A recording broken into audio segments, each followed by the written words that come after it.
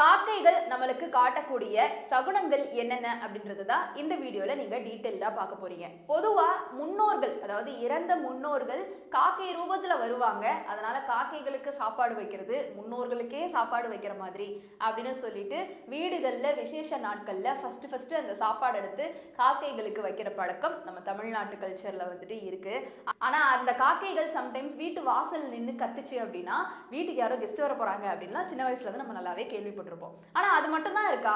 அந்த காக்கைகள் கிட்ட வேற என்னென்னலாம் இருக்கு, அது காட்டுற சகுனங்கள் என்னென்ன அப்படின்றதான் பார்க்க போறோம். பொதுவா காக்கைகள் கிட்ட இருந்து நம்ம முக்கியமா கத்துக்க வேண்டியது என்ன அப்படின்னு பெரியவங்க எல்லாம் சொல்றாங்கன்னா ஒற்றுமையா. காக்கைகளை பொறுத்தவரையில ரொம்ப ஒற்றுமையா இருக்கும். ஒரு காக்காக்கு சாப்பிட கிடைச்சாலும் அது எல்லாத்துக்குமே பகிர்ந்து உண்ணக்கூடியது. இந்த போட்டி, பொறாமை, தேவையில்லாத எரிச்சல், இந்த மாதிரி மனிதர்கள் கிட்ட பார்க்கக்கூடிய எந்த ஒரு விஷயங்களுமேவும் காக்கைகள் கிட்ட இருக்காது அப்படின்னு சொல்றாங்க. இந்த மாதிரி நல்ல நல்ல விஷயங்கள் எல்லாமே நம்ம காக்கைகள் கிட்ட இருந்து கத்துக்கணும். அதையும் தாண்டி காக்கைகள் நம்மளுக்கு சில சகுனங்கள் சொல்லுது அப்படின்றத சிலர் நம்புறாங்க.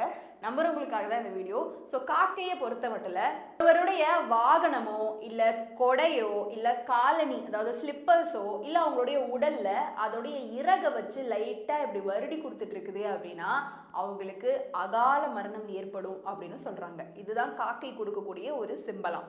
நம்பர் 2 என்னன்னு பாத்தீங்கன்னா, நீங்க ஏதாவது ஒரு பயணத்துக்கு போயிட்டு இருக்கும் பொழுது உங்க கூடவே சேர்ந்து ஒரு காக்காயும் பறந்து வந்துச்சுன்னா அந்த பயணத்தை நீங்க தவிர்த்துக்கணும் அப்படின்னு சொல்றாங்க. நம்பர் 3, ஒரு காக்கை இன்னொரு காக்கைக்கு உணவு பகிர்ந்து கொடுக்கறத நீங்க ஒரு வேலை பார்த்துட்டீங்க அப்படின்னா அது ஒரு இனிமையான செயலை குறிக்குது. உங்க லைஃப்ல ஏதாவது ஒரு இனிமையா ஒண்ணு நடக்க போகுது அப்படின்னு அர்த்தமா. ஒருவேளை உங்க வீட்டுல யாராவது பிரெக்னெண்டா இருக்கிறாங்க, அந்த டைம் காகம் உங்க வீட்டு வாசல்ல பூக்களையோ இல்ல ரத்தின கற்களையோ இல்ல ஏதாவது அது சாப்பிட்ட பழங்களை கொண்டு வச்சுட்டு போயிருச்சுன்னா உங்க வீட்டுல ஆண் குழந்தை பிறக்குமா. இல்ல காகங்கள் அதனுடைய கூடு கட்டுறதுக்கு உபயோகப்படுத்துற அந்த புல்லு, குச்சி இது எதையாவது எடுத்துட்டு உங்க வீட்டுல போட்டுச்சுன்னா உங்க வீட்டுல பெண் குழந்தை பிறக்கும்னு அர்த்தமா.